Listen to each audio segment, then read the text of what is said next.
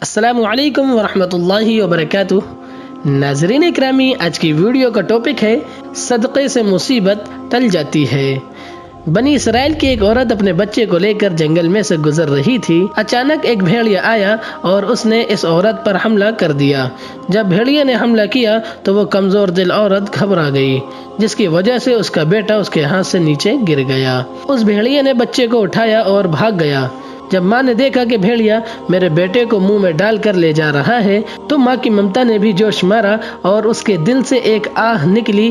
جیسے ہی اس کی آہ نکلی تو اس نے دیکھا کہ ایک نوجوان سا آدمی درخت کے پیچھے سے اس بھیڑیے کے سامنے آ گیا، اور بھیڑیے نے جب اچانک سے کسی کو اپنے سامنے دیکھا تو وہ بھی گھبرا گیا، جس کی وجہ سے بچہ بھیڑیے کے منہ سے نیچے گر گیا اور بھیڑیا بھاگ گیا۔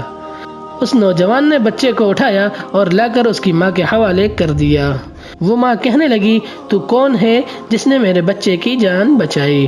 اس نے کہا، میں اللہ رب العزت کا فرشتہ ہوں، مجھے پروردگار نے آپ کی مدد کے لیے بھیجا ہے۔ ایک دفعہ آپ اپنے گھر میں بیٹھے ہوئے کھانا کھا رہی تھیں۔ عین اسی وقت کسی سائل نے آپ کے دروازے پر روٹی کا ٹکڑا مانگا۔ آپ کے گھر میں اس وقت وہی روٹی تھی جو آپ کھا رہی تھیں۔